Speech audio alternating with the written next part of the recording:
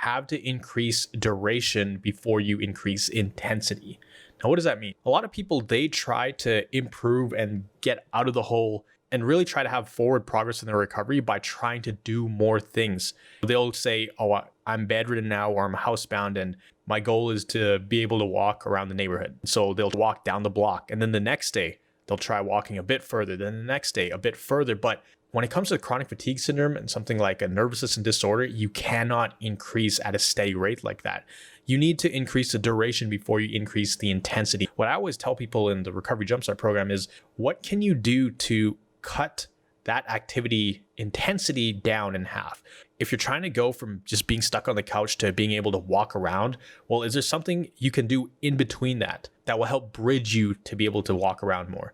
Instead of sitting on a couch in a rest position, you sit up in a chair throughout the day. And when you're able to do that, wash the dishes and take a shower every single day. You want to break it down into chunks. What I see a lot of people doing is they'll always overdo it because they're just progressing way too fast, and that's not how it works.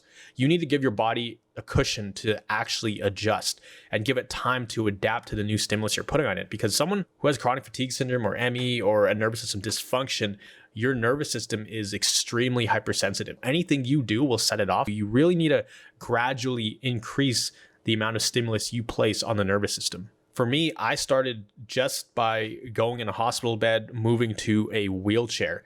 Then after doing that for several days, I moved from a wheelchair. I didn't go from a wheelchair to trying to walk around by myself. No, I went from a wheelchair to standing up, but with support. From there, after several days or several weeks, and I was able to go from getting rid of the walker to actually walking around throughout the day, but taking many rest periods. So I was sitting down probably 90% of the day, but that rest of the 10%, I'd be trying to walk around, and of course I'd feel a lot of symptoms, but I would deal with the adjustment periods properly. Just remember to expand your activities slowly and increase duration versus intensity. If you want to learn more about this, click the link in the description.